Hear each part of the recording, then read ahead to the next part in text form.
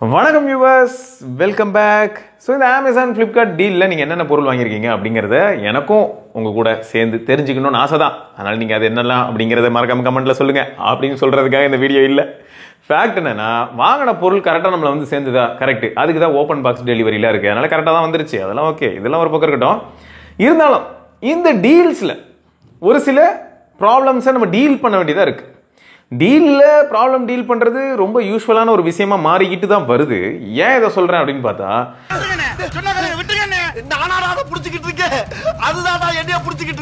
போஸ் போஸ் நாய்க்குட்டியோட வணக்கம் வியூவர்ஸ், சரியான ஃபீல் பார்க்கலாமா? ஹலோ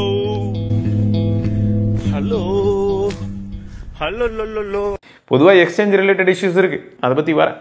ஆனால் அதுக்கு முன்னாடி இந்த ப்ராப்ளம் இருக்குது. இது என்னென்னா, இப்போ நம்ம வாங்குற எலக்ட்ரானிக் கேட்ஜெட்ஸ்லாம் இருக்கு இல்லையா, ஒரு லேப்டாப்போ இல்லாட்டி ஃபோனோ ஒரு வாட்ச் ஏதோ ஒன்று வாங்குறீங்கல்ல, அதோட ஆக்சுவல் வாரண்ட்டி என்னைக்கு தான் ஸ்டார்ட் ஆகுது, இல்லாட்டி என்னைக்கு தான் போய் முடியுது?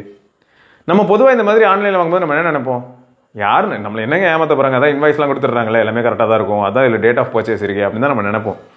ஆனால் நீங்கள் யாராவது சீரியஸாக ஏதாவது கேட்ஜெட் வாங்கியிருக்கீங்க, இல்லை லேப்டாப்போ இல்லாட்டி டிவியோ தான் வாங்கியிருக்கீங்கன்னா, தயவு செய்து அஃபிஷியல் வெப்சைட்டில் போய் நீங்கள் உங்களோட ப்ராடக்ட்டோட சீரியல் நம்பரை போட்டு வெரிஃபை பண்ணிடுறது நல்லது. இது எதுக்கு சொல்கிறேன்னா, ESK அப்படிங்கிற ஒரு நண்பர் டெலிகிராமில் ஒரு டேட்டா எடுத்துகிட்டு வந்தார். HP Envy X360 laptop order பண்ணேன் ஃப்ளிப்கார்ட்டில். அக்டோபர் 3 டெலிவர் பண்ணாங்க. அக்டோபர் 9 வாரண்ட்டி முடிஞ்சிருச்சு. நல்லா இருக்குல்ல கேட்குறதுக்கு? அக்டோபர் 3 டெலிவர் பண்ணி 6 நாளில் வாரண்ட்டி முடியுது. இந்த மாதிரி நீங்கள் வேறு எங்கேயாவது கேள்விப்பட்டிருக்கீங்களா? நடந்திருக்கு. ஸோ அதுக்கான டேட்டாலாம் கொடுத்துருந்தாரு. ஸோ கிட்டத்தட்ட ஒரு பில்லேருந்து எல்லாமே அனுப்பியிருந்தாருங்க. சரியா?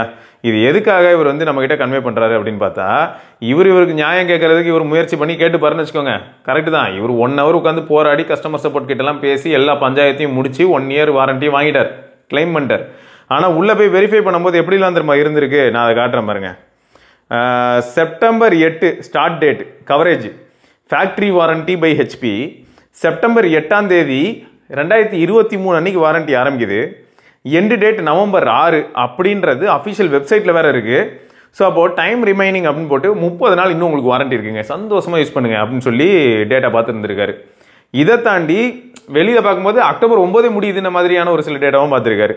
இவர் உடனே இதை பார்த்துட்டு ஃபஸ்ட்டு பயந்து என்ன பண்ணியிருக்காருன்னா, என்னடா இது இப்படி ஒரு பஞ்சாயத்தை பண்ணி வச்சிருக்காங்க, ப்ராடக்ட்டை ரிட்டர்ன் போடுறா அப்படின்னா அவங்க வெரிஃபை பண்ணுறேன்னு சொல்கிறாங்க. உங்கள் ப்ராடக்ட் நல்லா தானே இருக்குது, அது எதுக்கு நான் ரிட்டர்ன் போடணும், ரிட்டர்ன்லாம் எடுக்க முடியாது, நீங்கள் நார்மலாக டெலிவரி வாங்கும்போது எந்த பிரச்சனையும் இல்லையா, அதுக்கப்புறம் ஏன் ரிட்டர்ன் எடுக்கணும்னு சொல்லி ரிட்டர்னை கேன்சல் பண்ணுறான். அதுக்கான டீட்டெயிலையும் நம்ம SK ப்ரோ அனுப்பியிருக்காப்புல, ரிட்டர்ன் ரிஜெக்டட் அப்படின்னு. ஸோ இப்போ மொத்தம் இவர் என்ன பண்ணியிருக்காருன்னா, தனிப்பட்ட முறையில் ஒரு 1 hour உட்காந்து பேசி இதெல்லாம் சால்வ் பண்ணி அப்புறம் இவர் வாரண்ட்டி கிளைம் பண்ணியிருக்காரு. இது எதுக்காக சொல்கிறேன்னா, நம்மளில் நிறைய பேர் இந்த மாதிரியான விஷயங்கள் எல்லாம் செக் பண்ணாமல் நிறைய பொருள் வாங்கி நேரம் வச்சுருப்போம்.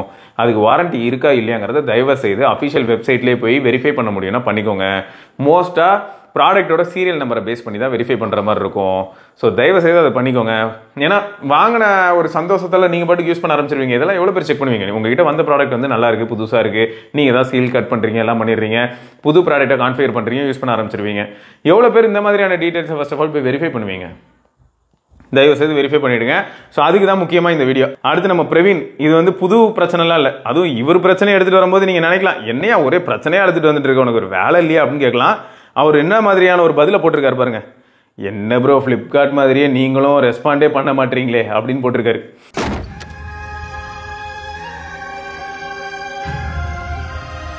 என்னன்னா, இந்த மாதிரி நான் வந்து போக்கோ F6 ஆர்டர் போட்டேன், நான் ஆர்டர் போட்ட டேட்டாவை பாருங்க அப்படின்னு சொல்லி டேட்லாம் காமிச்சிருந்தாரு. 27 அன்னைக்கு இவர் கிரெடிட் கார்டில் நோ காஸ்ட் EMIயில் போட்டிருக்காரு.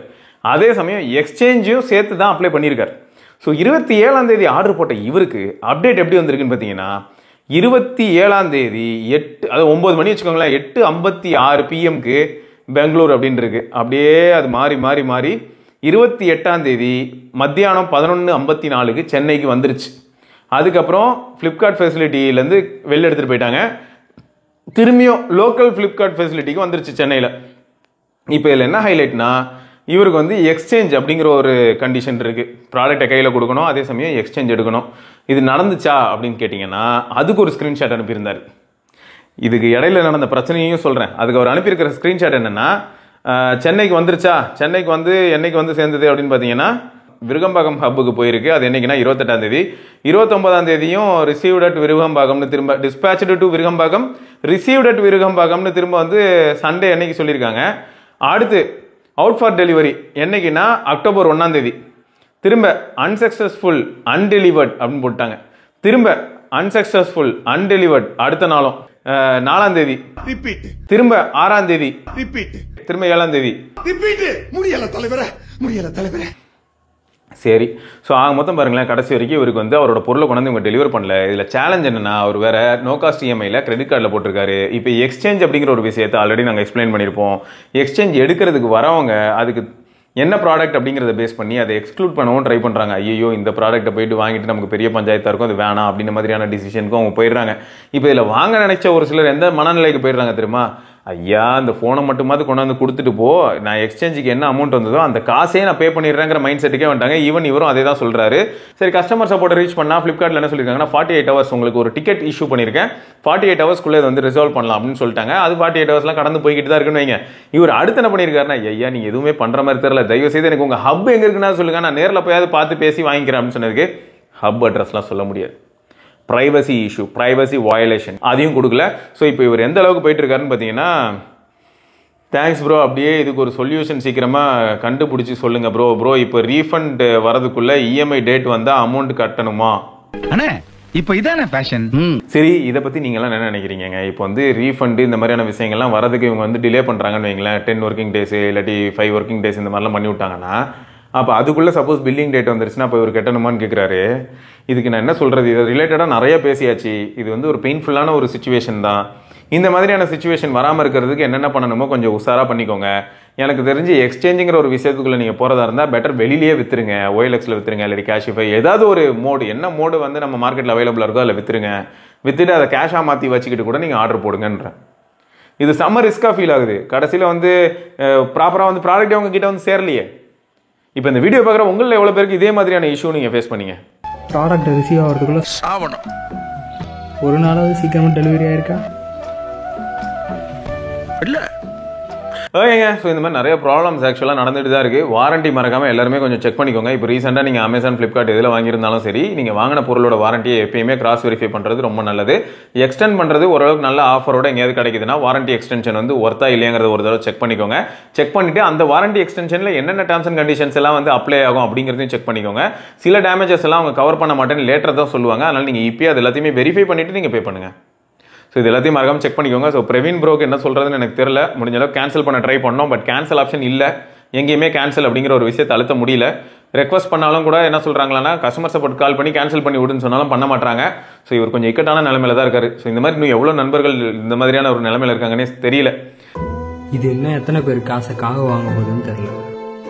இப்போ போன டீலில் ஆர்டர் போட்டதே இன்னும் டெலிவர் ஆகலை. நிறைய பேருக்கு டெலிவர் ஆனதுலேயும் நிறைய பிரச்சனை இருக்குது. அதெல்லாம் இன்னும் சார்ட் அவுட்டே ஆகலை. அதுக்குள்ளே வந்துட்டான் அடுத்து உட்சவ் சேல்னு சொல்லிட்டு. மறுபடியும் வியாபாரம் பண்ணுவியா?